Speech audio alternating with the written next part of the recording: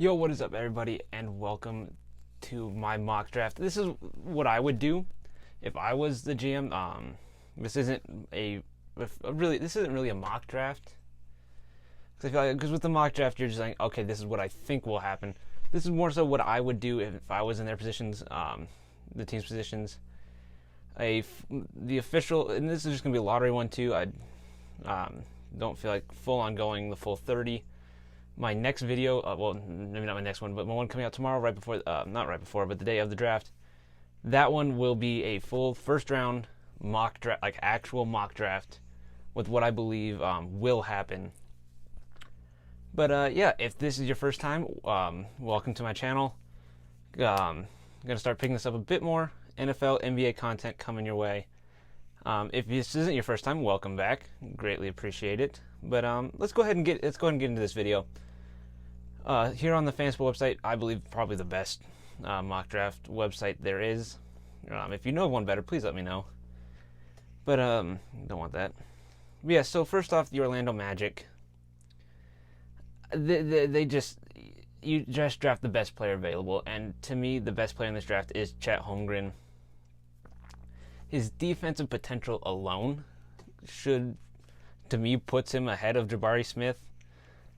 And then he has the offensive potential to space the floor, to attack inside. If he puts on a bit more weight, that's always going to be the criticism with him, is he's not big. Like he doesn't weigh much more than I do, and I'm a full foot shorter than he is. So that's a little scary there. But no, I think Chet Holmgren will more than likely be the best player from this draft class. In Orlando, they just need the best player. Like you take talent.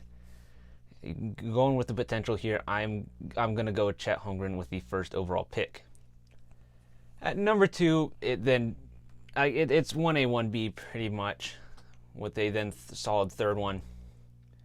It's Jabari Smith. Like his potential off the wing is insane. Like at the worst, I think he'll be a 3-and-D player. Like at the worst, you get Lou Dort again, except for like 4 inches taller.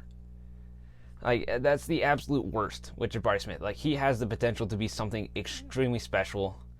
And Oklahoma City, you take the potential, you have time to develop him. He'll get the opportunity to shine. I really like the potential of Jabari Smith in Oklahoma City. Then for me, it's the clear number 3. That's Paolo Banchero. For some people, it's close between him and Ivy. I'm not sold on Ivy being a top 3 prospect in this draft. I think he's incredibly special. I just don't think he's quite on the same level as Banchero. In my opinion, I also thought Jalen Suggs was gonna be pretty good. So you can take that with a grain of salt. But yeah, no, this is Banchero. I think you give him he will do whatever you need him to do. Like offensively, he can set the screen. He can use the screens. Like you need to replace Christian Wood. I think this just works too much. The fit works too much. The talent's there. Develop him and Jalen Green, and that is a scary duo.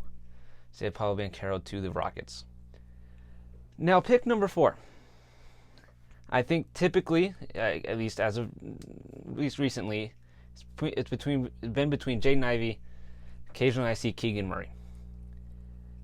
Now, yes, the fit, it may not be perfect with De'Aaron Fox and Jaden Ivey. They also don't need a power forward. They don't need Keegan Murray. You just traded for Domantas Sabonis. Sure, maybe you move Sabonis to the center and put Keegan at the 4, maybe put Keegan at the 3.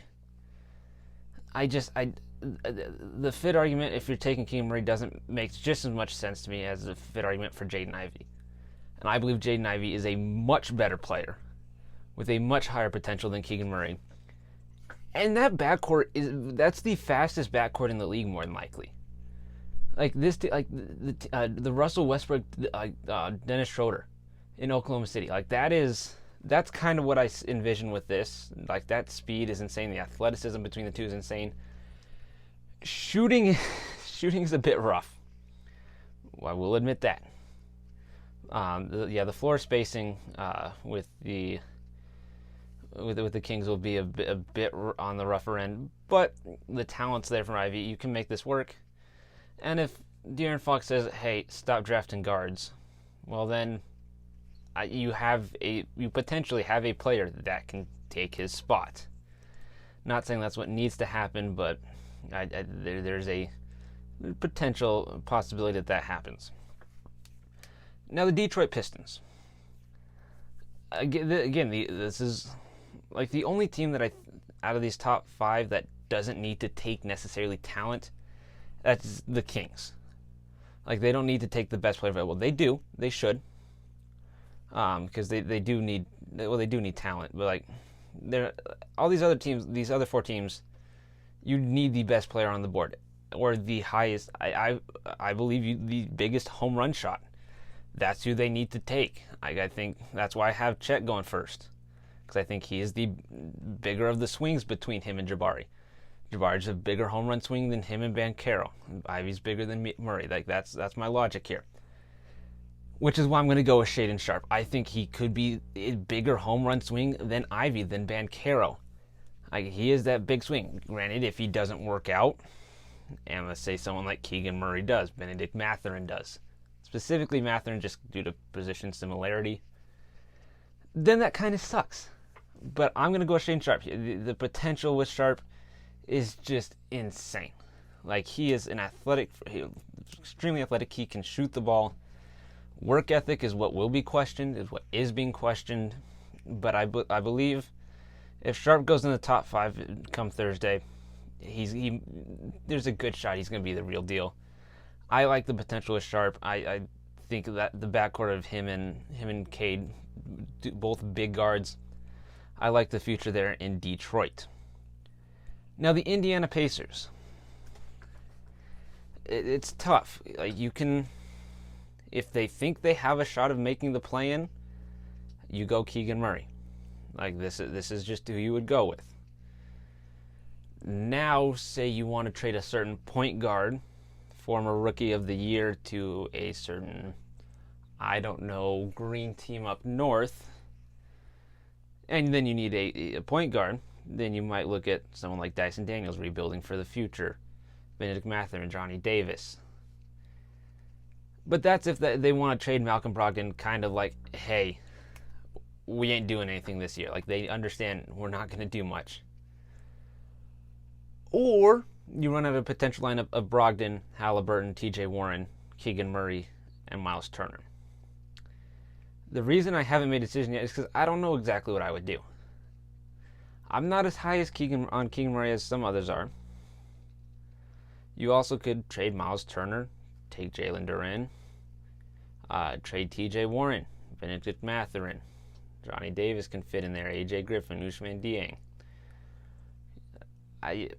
I don't know exactly what do. I think I'm going to go ahead and go Benedict Mathurin here. I think he has the talent. Like, he is still extremely young. Yes, it says he's a sophomore. Yes, he's 20 years old. He is barely older than Chet Holmgren. I think just weeks. Like, there's still so much potential for him. Like, his shooting got so much better between his freshman and sophomore year. I think the Pacers will be able to do a lot with Mathurin there. They can look to trade Brogdon and run a bigger lineup with Mathurin at the 2, or they trade TJ Warren and run Brogdon, Halliburton, and Mathurin. Still need a power forward, and still would need someone to fill that hole, but I think you take the talent and potential of Benedict Mathurin. Next, the Trailblazers, they need to compete now, and that I believe is their mindset. And in this instant, like, yes, that is their mindset. Like, if I were the GM, might I have traded Damian Lillard by now? It's a good chance. But he's still on team. I'm going to go ahead and try and compete as much as I can now, and I think that's Keegan Murray. His effort is off the charts. That's what, like, with these two top Big Ten guys, him and Johnny Davis, their effort is insane. They can score. They will do what you need them to do.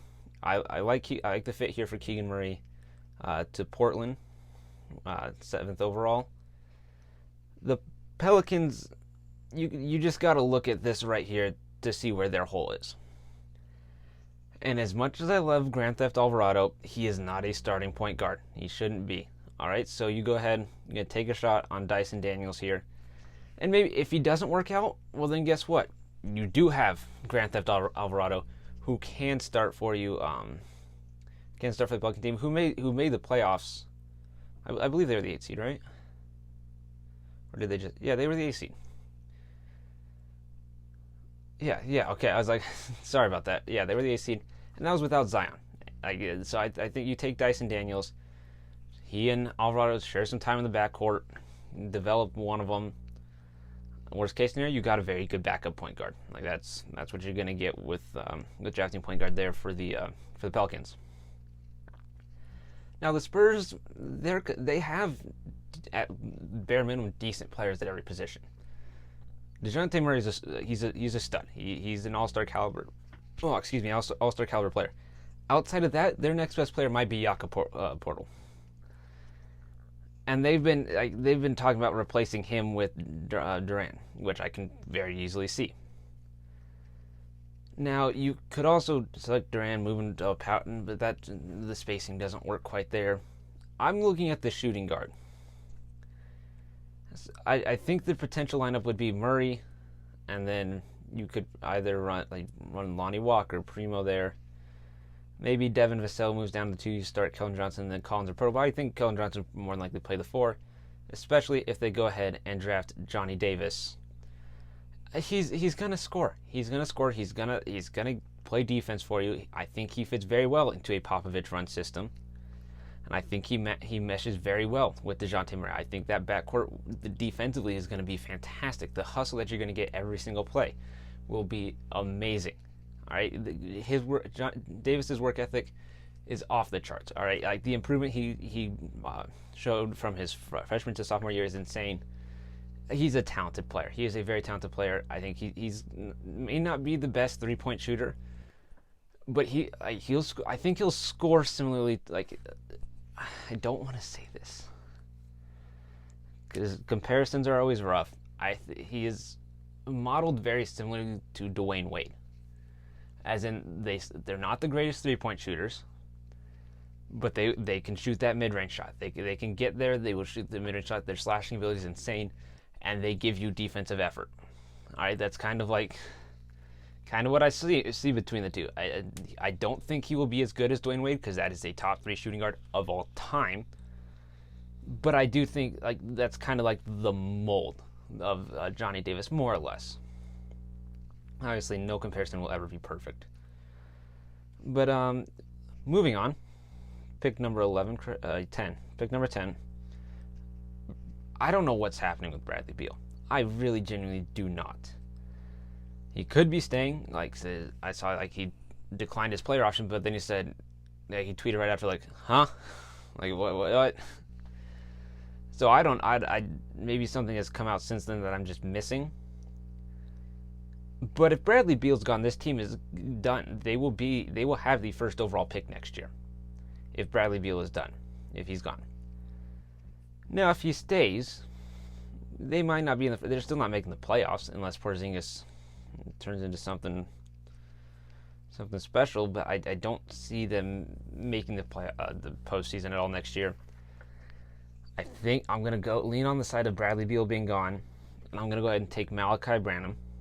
I think he has the most potential to fill in a guard spot. I'm not as high, I don't think, on Branham as others are. I just don't see. The only one I would consider taking here, the only other one I would consider would be Ousmane Dieng, just for the potential with him. Branham, he's good. He had his moments from what I remember taking over games, but I don't know. I'm kind of regretting this, but I don't feel like anybody else would really work here. At least if Bradley Beal's gone, because you have solid players everywhere else, outside of the guard position, where it would be Cassius Winston, I think is what it said, and then Bradley Beal. But if Bradley Beal's gone, you need a guard. He has potential to develop. He does have potential to develop. I do believe a lot of these players, like a lot of these, even all the way down to Wendell Moore, Jalen Williams, Bryce McGowan's. A lot of these players, I'm actually pretty high on Christian Coloco, but a lot of these players have potential to develop. Like this is one, in my eyes, a much more potential-based draft than immediate production. Outside of a few of them, and a lot of them will immediately help, but a lot of potential for them to be special, and that does apply to Branham. I think he has the potential to step into a starting role. Maybe not quite Brad Beal, because that is an insanely high bar, but he does have the potential to be a starting caliber guard in the league. Now the Knicks. Up here it says center is their biggest need. I don't know if I fully agree with that because I do not trust their backcourt one bit. Quickly is the only one I was like, well, Quickly and Barrett. But you also might have to put Barrett at the 3. Like, the Knicks are interesting. Because I'm not a believer in Julius Randle. Maybe it's a certain bias. I could, like, all of these, what is that? 8, 1, 2, 3, 4, 5, 6, 7. Counting. All 7 of these prospects could fit the Knicks very well.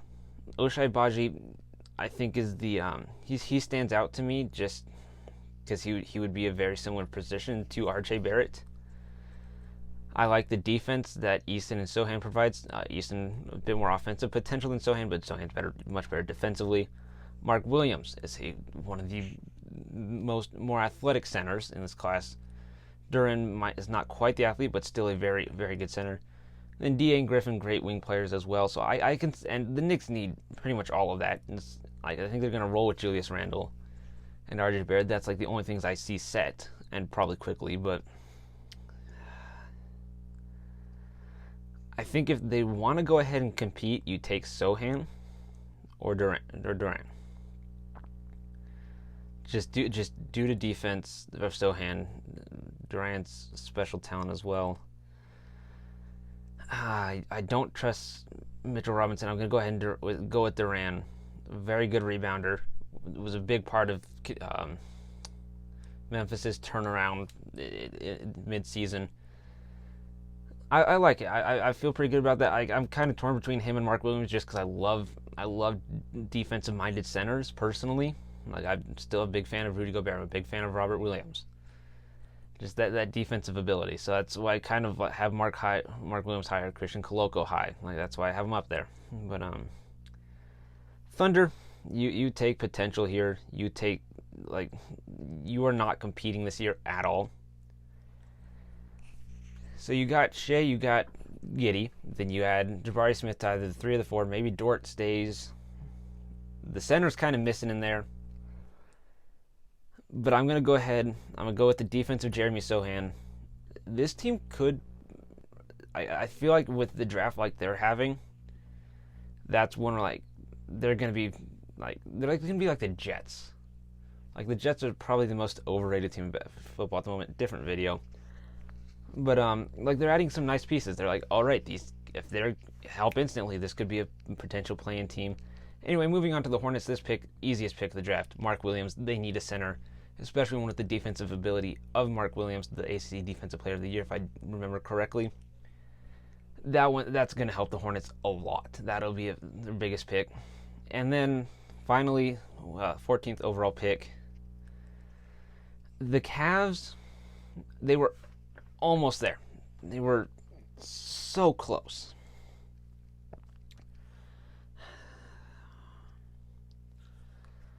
I think because Colin Sexton for me stands out as the biggest question mark here. Like, that's what I'm looking at right now. Because you got Karis LeVert though as well. I think you go with the 3-point threat and AJ Griffin for the Cavs. Small forward. Yes, you just took Isaac Okoro, but I'm not. Pick was questioned at the time. Still questioning it. Go ahead and go with AJ Griffin there. And this is the final lottery. This is what I would do if I were in the general manager position of each team. I like it. I like these picks. Malachi Branham's the one that sticks out to me. He's one still not overly high, but that's the one That's the name that stuck out to me, so I'm trusting it. This is what I would do. If you enjoyed the video, please leave a like. Please subscribe. It would mean the absolute world to me. I'll see y'all later. Adios.